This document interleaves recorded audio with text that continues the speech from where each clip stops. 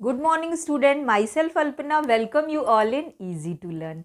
The chapter was going on heredity. Class 10 Science Bio chapter Heredity and Evolution.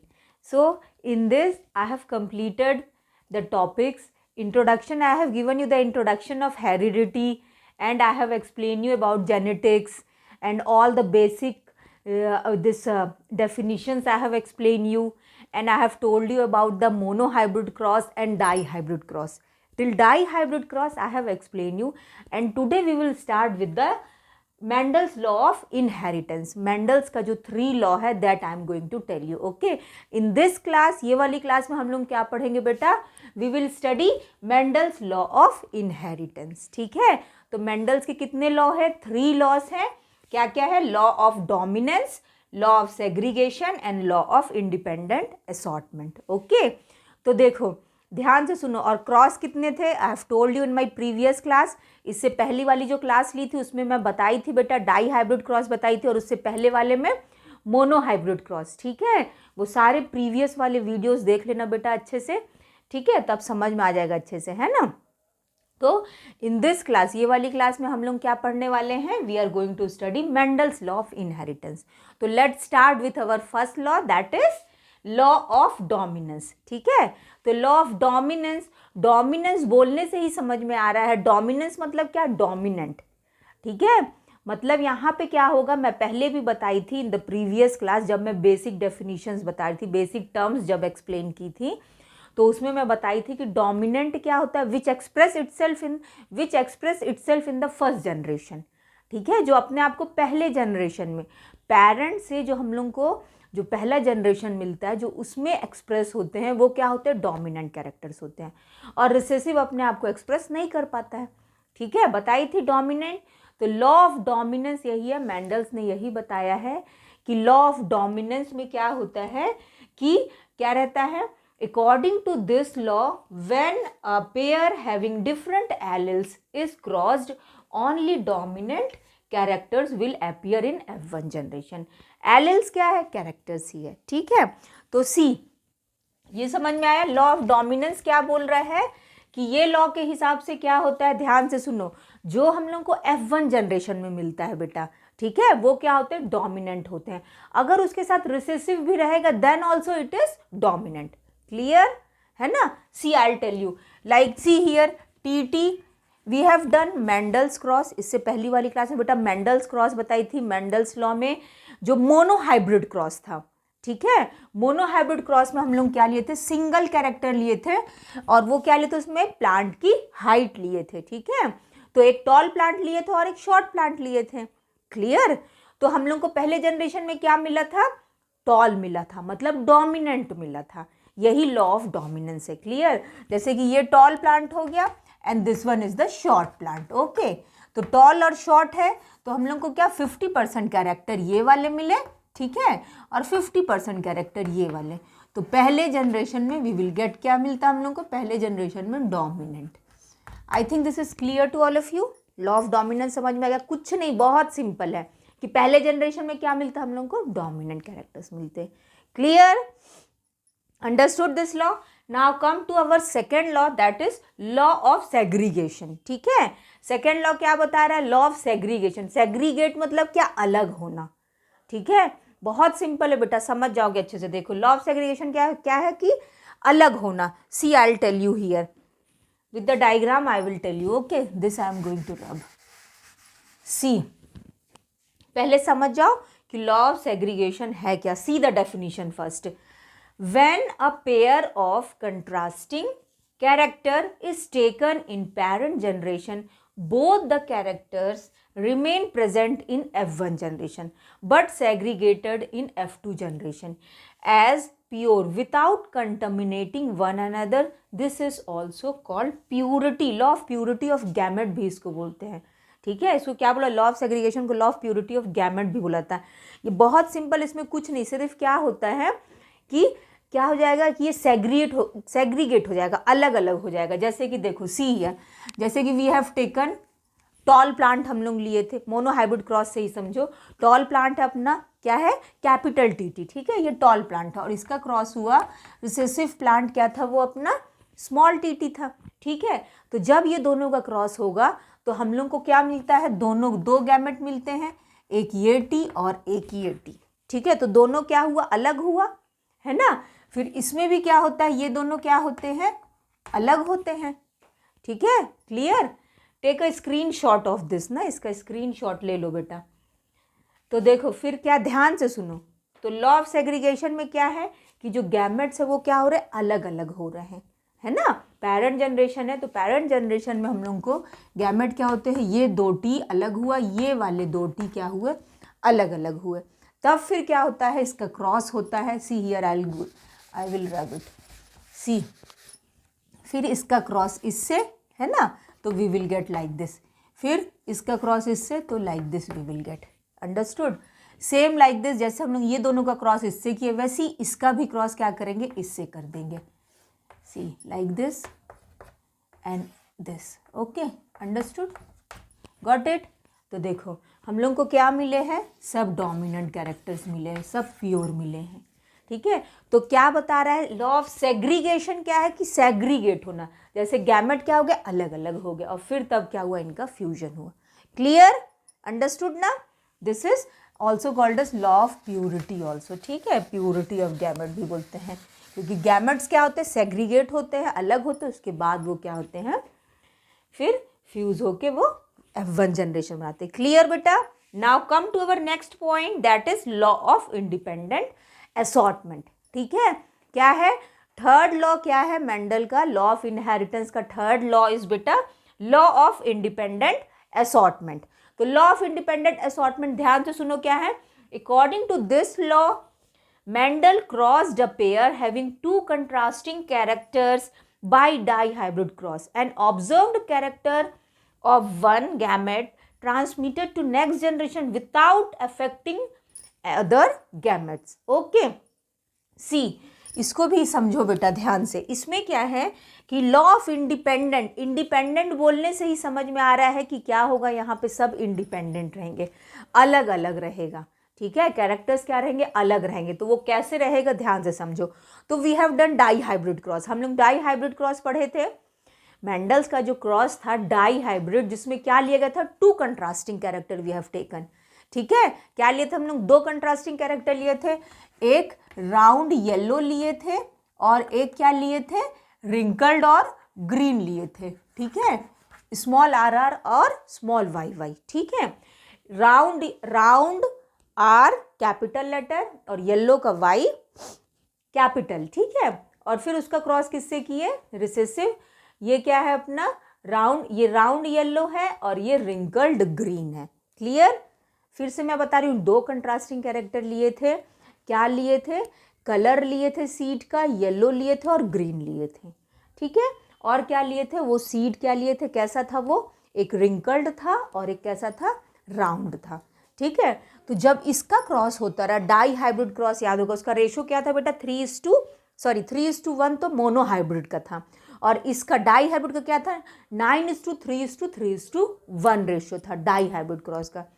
तो जब ये cross होता है तो जो हम लोग को कैरेक्टर्स मिलते हैं, ठीक है, जैसे इसके जो गैमेट्स मिले थे, क्या मिला था हम लोग को, इस तरह से 4 गैमेट्स मिले थे ना, सब अलग अलग, आर वाई, फिर उसके बाद देखो आर वाई, फिर आर वाई और ये आर वाई, इस तरह से हम लोग को गैमेट्स मिले थे, ठीक है। एक राउंड येलो, एक राउंड रिंकल्ड, फिर राउंड ग्रीन और रिंकल्ड ग्रीन, है ना, इस तरह से हम लोग को मिला था बेटा।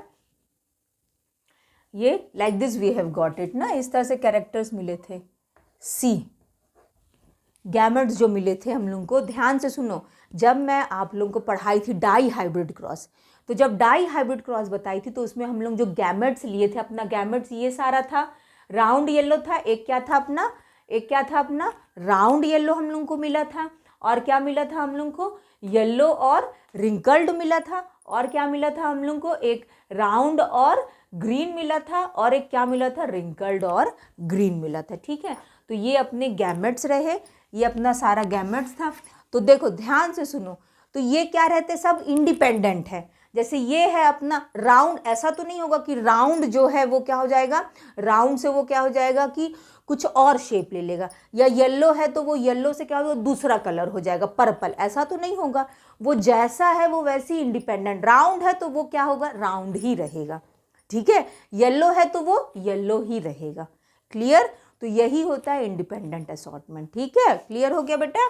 तो लॉ ऑफ इंडिपेंडेंट असॉर्टमेंट क्या होता है कि जिसमें क्या रहेंगे, सब गैमेट, सब कैरेक्टर्स क्या रहते हैं, फ्री रहते हैं, इंडिपेंडेंट रहते हैं, सब अपना अपना क्या करते हैं। जैसे कि देखो in the body, we will take the example of body. जैसे बॉडी का एग्जाम्पल ले लिए तो आइस का जो कैरेक्टर है वो अलग जीन्स बनाता है, ठीक है। आइस का जो कलर होगा वो अलग रहेगा, हेयर का जो कलर होगा वो अलग रहता है। तो इस तरह से कैरेक्टर्स, इस तरह से अपने अपने जीन्स क्या करते हैं, अलग अलग रहते हैं, वो अलग अलग कैरेक्टर्स दिखाते हैं। Clear? I think this is clear to all of you. Okay, so once again I am telling you कितने लॉस है बेटा, मेंडल्स लॉ ऑफ इनहेरिटेंस कितने हैं, law of dominance, law of segregation और law of independent assortment.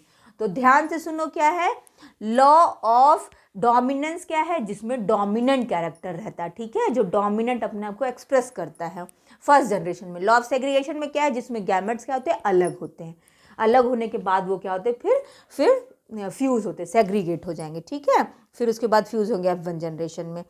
Then law of independent assortment में क्या है कि सब क्या रहते हैं, कैरेक्टर्स अलग अलग रहते हैं, इंडिपेंडेंट रहते हैं, सब अपना अपना अलग अलग कैरेक्टर्स शो करते हैं। Clear? I think this is clear to all of you.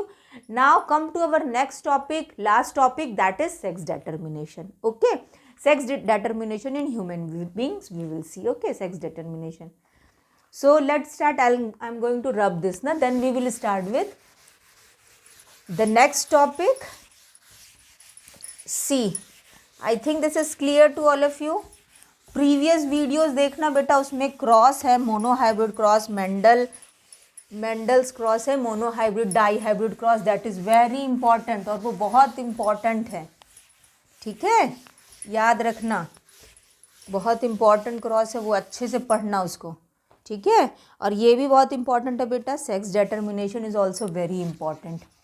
C, sex determination, see, तो सेक्स डिटर्मिनेशन क्या होता है, इन माय फर्स्ट क्लास, जब मैं पहला क्लास ली थी हेरिडिटी का, that time I have told you कि क्रोमोसोम्स क्या होते हैं, मैं बताई थी। देखो ध्यान से सुनो, हम लोग का बॉडी किससे बना हुआ है, सेल का बना हुआ है। सेल के अंदर क्या होता है, न्यूक्लियस होता है, वही न्यूक्लियस के अंदर क्या प्रेजेंट होता है बेटा, क्रोमोसोम्स प्रेजेंट होते हैं।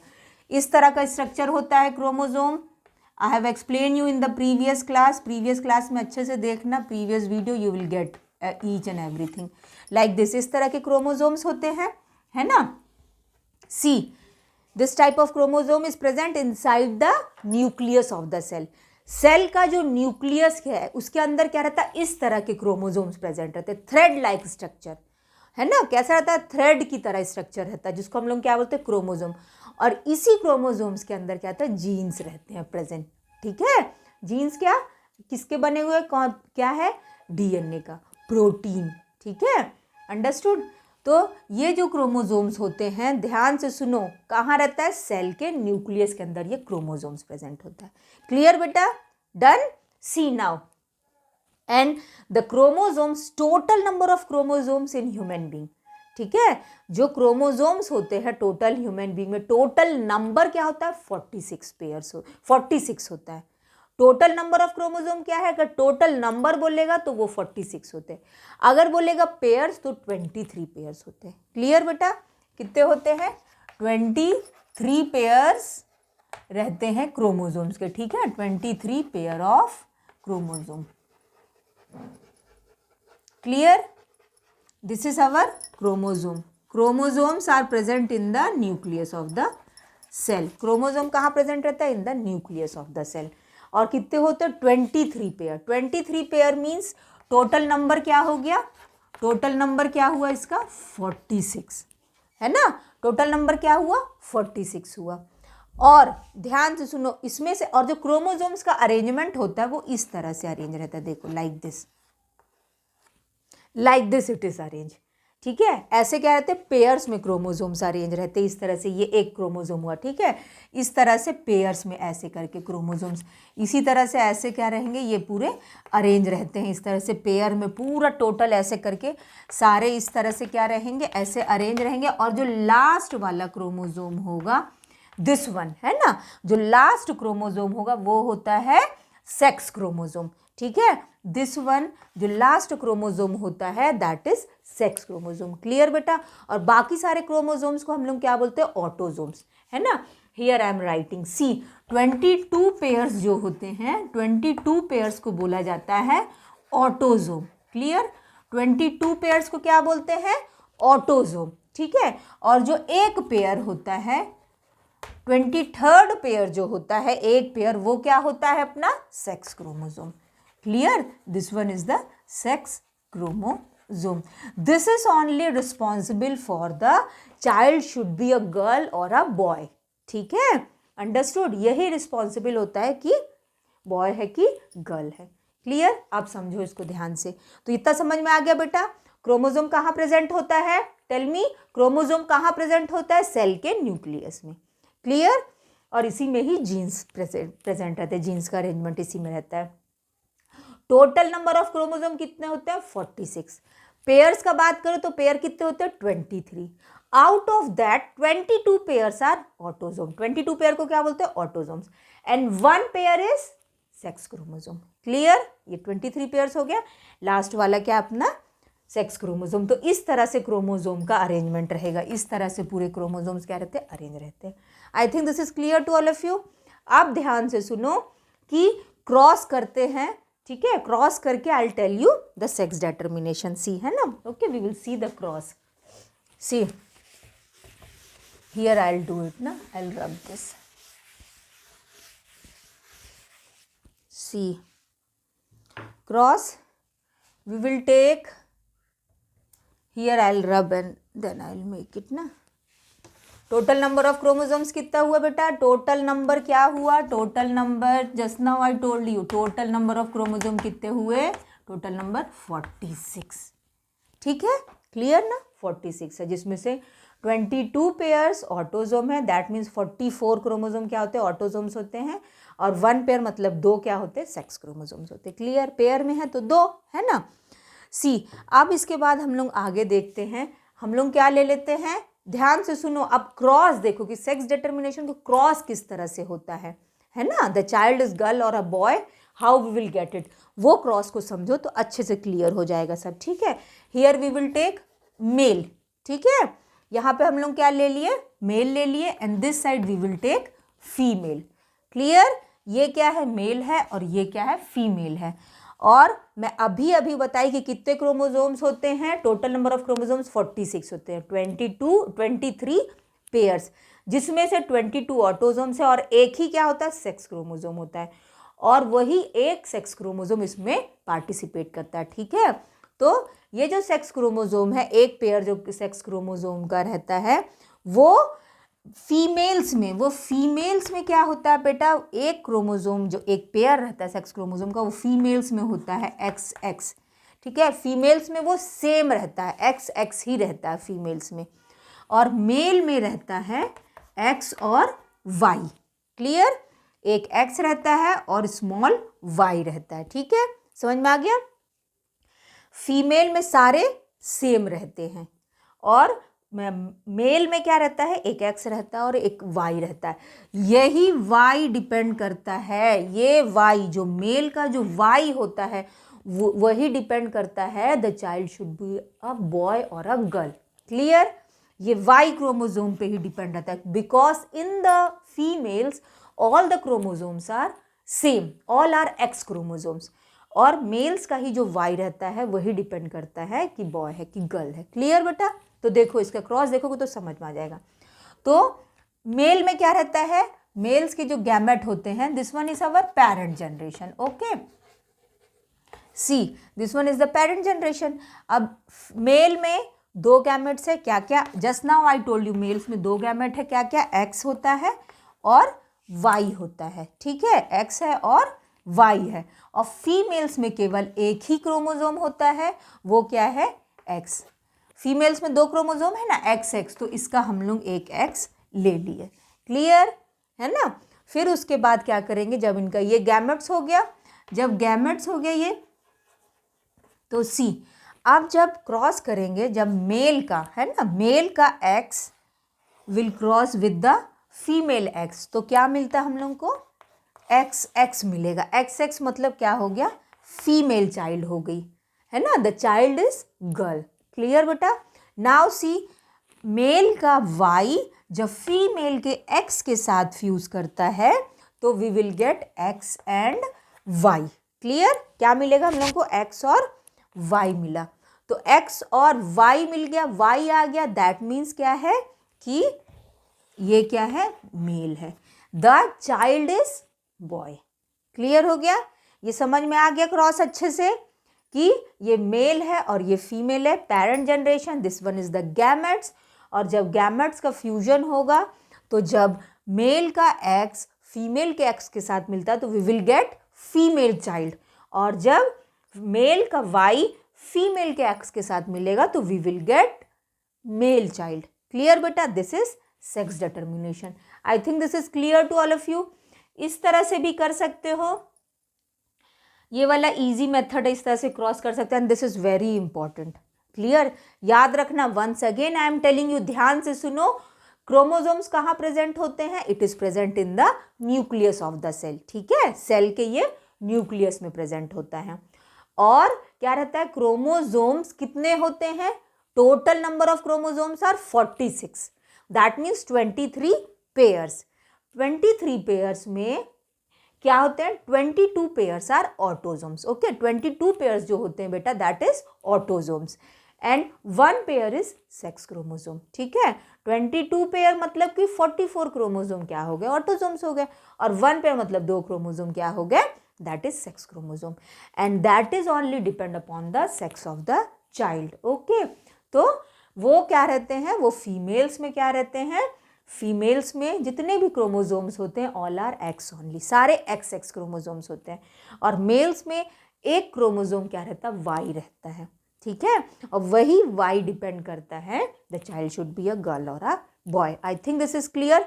और ये क्रॉस भी समझ में आ गया होगा, मेल में क्या रहता है, 2 क्रोमोसोम है XY, और फीमेल में तो सेम है तो अपन X ले लिए। ठीक है, और जब क्रॉस किए तो वी विल गेट XX है ना, female child, and XY male child. I think this is clear to all of you.